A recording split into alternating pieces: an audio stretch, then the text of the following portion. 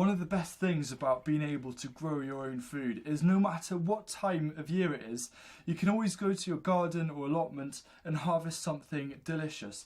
And today I thought, hey, I fancy some kale chips, and it's always satisfying no matter how long you've been doing it for to go and harvest your own homegrown produce.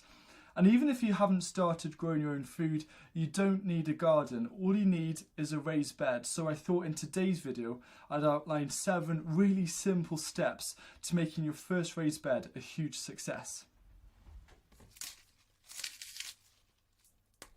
If you haven't yet built a raised bed, then there are 2 videos which should be popping up now showing you 2 different designs. And the first one is this one which I made for free, and it's made out of a pallet. Or there's this one which is actually made out of 100% recycled plastic from British Recycled Plastic. So they're 2 very different ends of the spectrum. This is about 4 by 4 foot, but this is 10 by 4 foot. So the first thing you need to do, step 1, is about filling the raised bed. Now ideally you want to aim for kind of the bottom half, the bottom 50% to be soil, and then the top 50% to be compost, and the compost should be multi-purpose and peat free, for example what I'm using now.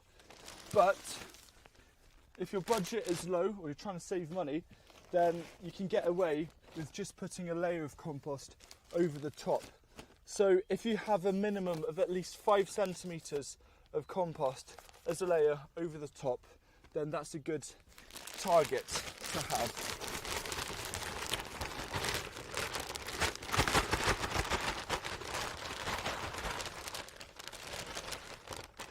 But the more the merrier, and you don't need to worry about mixing this in either, because what's going to happen is we're trying to approach the snow dig, so all of the worms and microorganisms will gradually take the nutrients down to the roots. But most vegetables, they actually have quite shallow roots, so depth isn't as important when it comes to the nutrients. And then I'm just going to use my hand, or you can use a rake, to just spread it out nicely. And now I'm getting a nice depth of compost ready for step 2.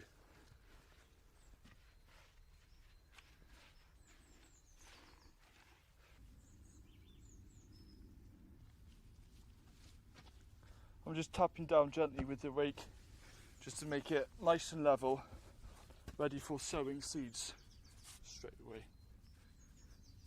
Surprisingly, I think step 2 might be the hardest step of them all, because that's choosing out of all the vegetables what you want to grow in your raised bed. And for example, if you don't have much time, I'd stick to 3 to 4 main vegetable crops to grow throughout the year. Now if you do have some time and you want to really learn as much as possible, then my new book Veg in One Bed shows you how you can grow nearly 20 different vegetables in a raised bed throughout the year, with harvest every single month of the year in this 10 by 4 foot raised bed. So do check that out if you are interested. Step 3 is to make a planting plan and to stick to it, because the thing about vegetables is that a lot of them need to be sown at different times of the year, otherwise they're not going to mature properly. For example, if you sow leeks and it's July or August, then they're not ever going to develop well enough. So what you can do is to quite simply make an overhead plan month by month of your raised bed, and you can just write down everything that needs to happen each month, so you can have a really easy overview which you can stick on your wall, and then you can always make sure that you are on track.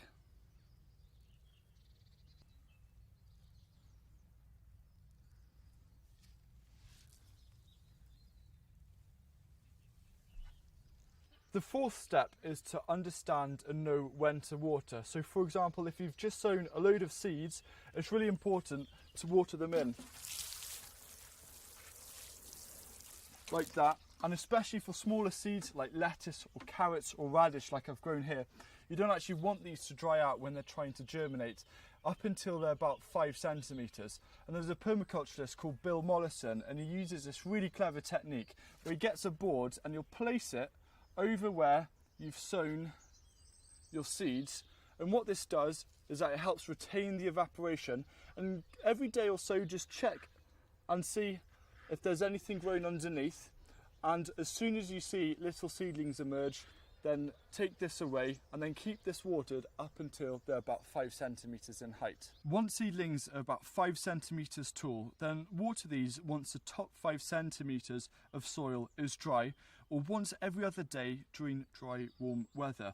And as seedlings mature, they become far more resilient against drought because they have a stronger root system. And the bigger the plant, the more water that they will need. For a smaller raised bed, I would recommend 2 full watering cans for each watering session, and also never water wet soil.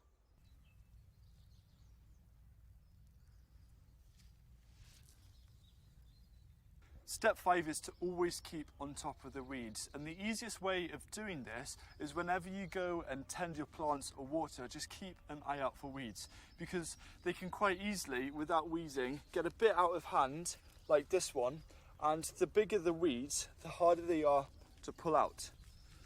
A weed is anything that grows where you haven't actually planted something on purpose, or something which looks completely different to everything else which is growing nearby. And the great thing about a raised bed is that it's actually quite a small area, so keeping on top of weeds should be a breeze.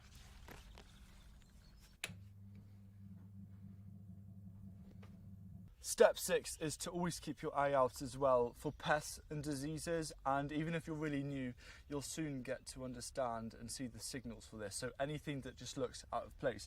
Now, for example, if you have loads of pots and trays around or long grass near your raised bed, then remove this, because these are perfect habitats for slugs.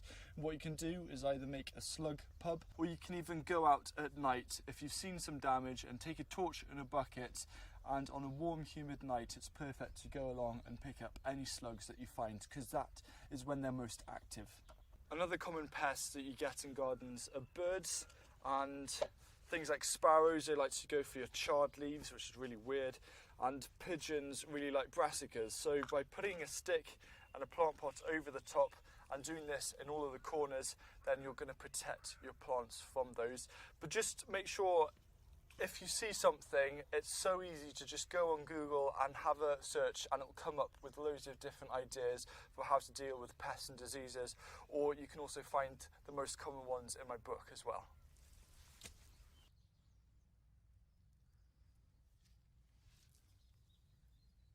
And step 7 is to just enjoy your harvest. So for example, this kale has been battered by some really heavy frosts, but it's still producing abundantly, and hopefully the first batch of kale chips are going to be ready.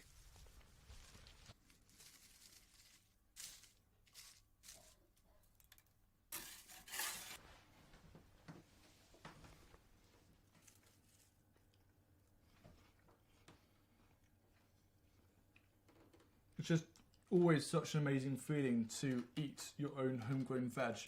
And hopefully this video has shown you how simple it is to outline those 7 steps and apply those in your own raised bed. And before you know it, you'll be growing loads of your own food. And don't forget about my book, Veg in One Bed, which is just dedicated to maximising your growing potential from a single raised bed. The most important thing is to not dwell in your failures. Just use those as a learning curve, but to always focus on the successes, because even gardeners who have been growing all of their lives can experience failures. It's just part of it. But the most important thing is to enjoy the things which do grow really well, as am I doing right now.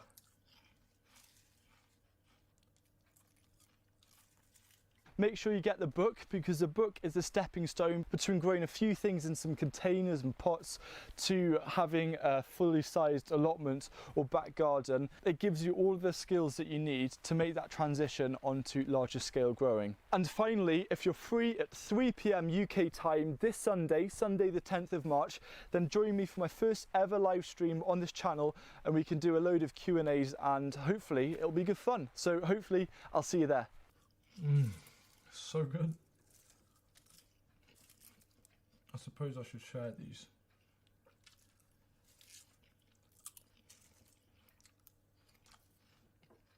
Are you still here, are you?